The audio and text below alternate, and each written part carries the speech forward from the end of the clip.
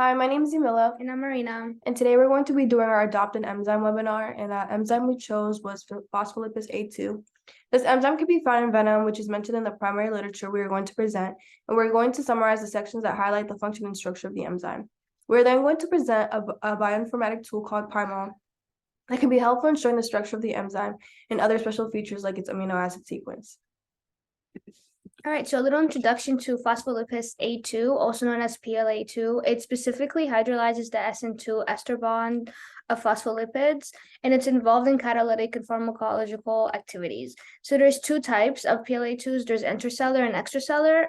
Intracellular is membrane associated, and it's involved in phospholipid metabolism. Extracellular is found in pancreatic juices and venoms of snakes and insects. It's involved in blood platelet aggregation. So extracellular is further broken into three classes based on the amino acid sequence and disulfide bonding pattern.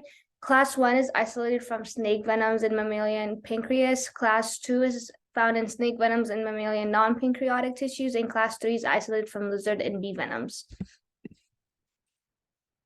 So a little about the structure of PLA2s, the primary structure. So each class is quite different. Class 1 and 2 are a little similar though, and the only differences is where the disulfide bridges are located and where the amino acid insertions are. Class 3, however, displays a low degree of homology. Two common motifs are evident because the active site regions in class 3 and class 1 in the calcium binding loop are a little different in where they're located. However, in the primary sequence, there's a lot of differences, but in the secondary and tertiary structures are quite the same between the three classes.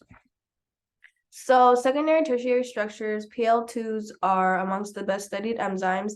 X-rays and NMR with spectroscopic and biochemical data are used to probe their structure-functional relationship.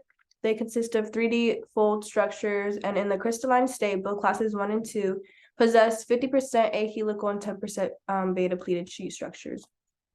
The following is a picture where it shows the alpha helixes, which are like little spiral turns, helixes.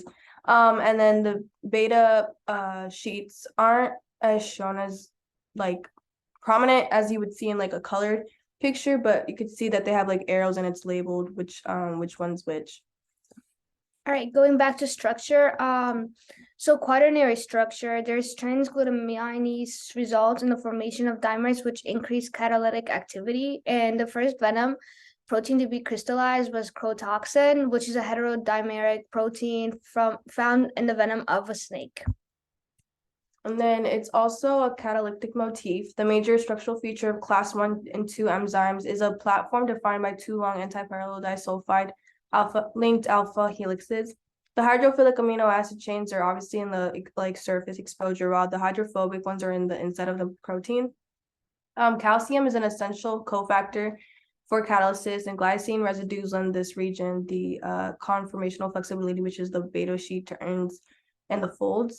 The structure motif formed by the two antiparallel disulfide linked helixes in conjunction with the calcium binding loop is conserved in the B venom class 3 PLA structure.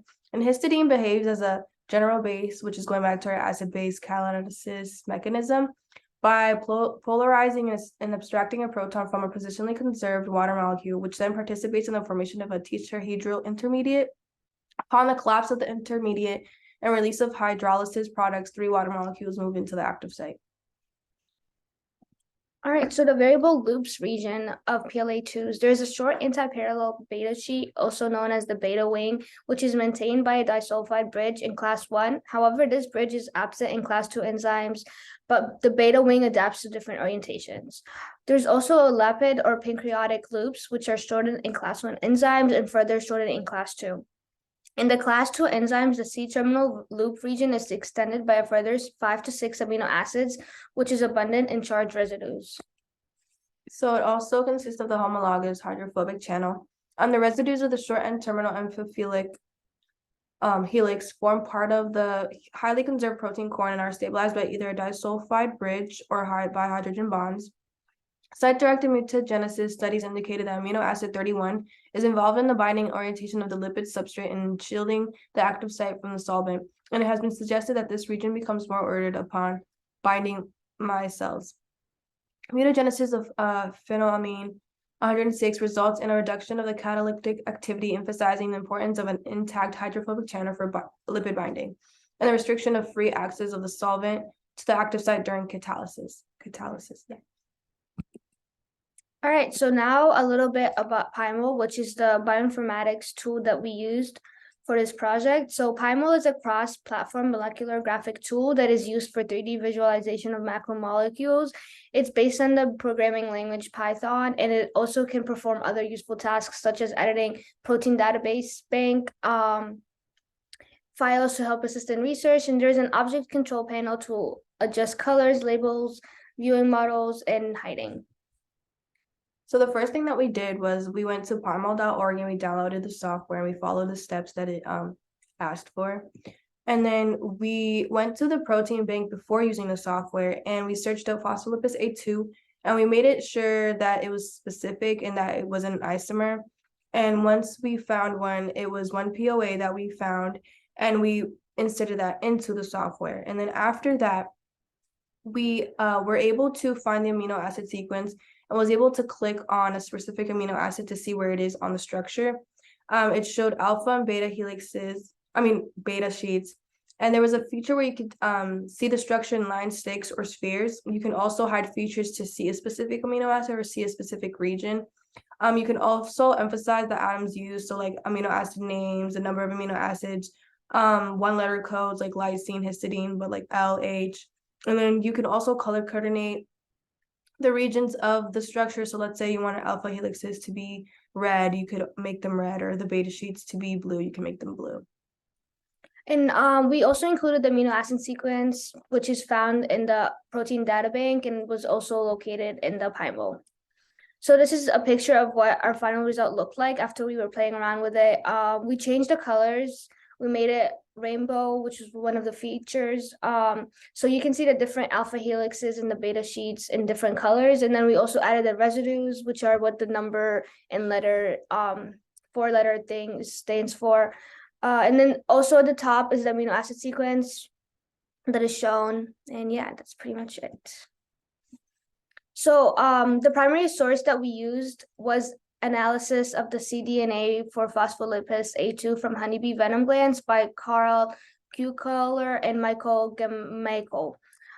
So in this study, cDNA expression library was made from the venom glands of worker bees and screened using an anti-phospholipase A2. In contrast to past suggestions, this study concludes that the bee venom enzyme has some resemblance to phospholipids from the mammalian, pancreas, and snake venoms.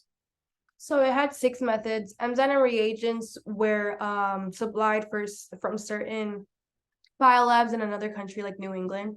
So that concluded radiochemicals, oligonucleotides, biochemicals, and reagents were at their highest purity and are commercially available. And there's also DNA modifying enzymes and restrictions, nucleases, RNA and DNA isolation. So the total RNA was isolated from the venom glands of queen bees and worker bees from different ages using procedures they got from another scientist or another European journal that we had no access to. Poly A-rich RNA was obtained by chromatography and allogicellulose. cDNA cloning and screening of expression libraries. cDNA was synthesized using a reverse transcriptase from Maloney marine leukemia virus. The second strand was by another method used from another scientist. The mRNA and cDNA hybrid was incubated with DNA polymerase 1 under certain conditions like temperature and like the time of day. cDNA expression was screened with polyclonal antibody against bee venom, phospholipase A supplied by a doctor at a university, and then following a procedure from another scientist. Northern analysis. So northern blots, basically, and poly A-rich RNA was fractioned in a agarose gel containing 2.2 molars of formaldehyde. Primer extension consisted of the primer was annealed for different amounts of poly A-rich RNA from a worker bee. Venom glands for 8 hours at 80 degrees Celsius and siliconized glass capillaries. The products analyzed on a 6% sequencing gel using a Sanger sequencing ladder as a size marker. And the sequence analysis is the last one, and it used enzymatic sequencing of DNA was performed with double-stranded plasmid DNA using a sequenase kit from a US biochemical corp. Sorry. Chemical degradation method. DNA was labeled either at the third end or at the fifth end using T4 polynucleotide kinase. All right, and these are the results based on the methods that were used. There was the primer extension experiment and then the northern plot analysis. There was also comparison of central region of amino acid sequence and a comparison of amino acid sequence of phospholipase A2 from bovine pancreas and honeybee venom. Also, there is a three-dimensional structure of pancreatic enzyme. I will further talk about these in the next slides. So the first experiment, the primer extension experiment, it was where a radioactive single-stranded primer was isolated and annihilated to different amounts of poly-A-rich RNA from worker bee venom glands and extended with reverse transcriptase. Products were analyzed on a sequencing gel using a sequencing ladder as a size marker. As you can see in the picture on the left, in lane 1, there's no RNA appearing. In lane 2, there's 5 milligrams of RNA. And in lane 3, there's the most, which is 10 milligrams of RNA. And then the second part on the right was the northern plot analysis of RNA from the queen and worker bee venom glands. In this figure, it shows that in lane 1, which is the worker bee, there's a single band with a size of around 850 nucleotides hybridizes with a labeled cDNA. However, in lane 2, which is the queen bee venom glands, there's no mRNA detectable for phospholipase A2. Next, the amino acid sequences of phospholipase A2 of the bovine pancreas and honeybee venom were compared. The comparison is shown on the left. It shows that several common elements in the vicinity of the active site, but also substantial differences. There's common cysteines and residues known to be part of the active site or the calcium binding region of the bovine enzyme, which are underlined. Pairs of cysteines are marked with the same symbol, and they form disulfide bridges in the bovine enzyme. In order to further look at the similarity, the parts of the amino acid sequence of the bee venoms fit into a three-dimensional structure of the pancreatic enzyme. It is shown in figure 6A, which is in the middle. The residue is essential for catalytic activity and binding of the calcium ion and disulfide bridges are conserved in the bee venom enzyme. The disulfide bridges are represented by dotted lines and the participating sulfur atoms are filled in circles. The larger circle shown represents the calcium ion, and then the picture in the further right, figure 6B, the side chains of the residues of the bovine enzyme are replaced by the B sequence ones, and it is concluded that the bee venom sequence could really be accumulated in the three-dimensional structure of the bovine enzyme. So to conclude, the previous studies state that there is no similarities between the vertebrate and the honeybee enzyme, but this has to be reconsidered based on the revised structure found in this study. However, the synthesis of this enzyme appears to be caste-specific since it is virtually absent from the venom of queen bees. Our next slide shows the works cited page of the 2 articles we used. And that's all. Thank you.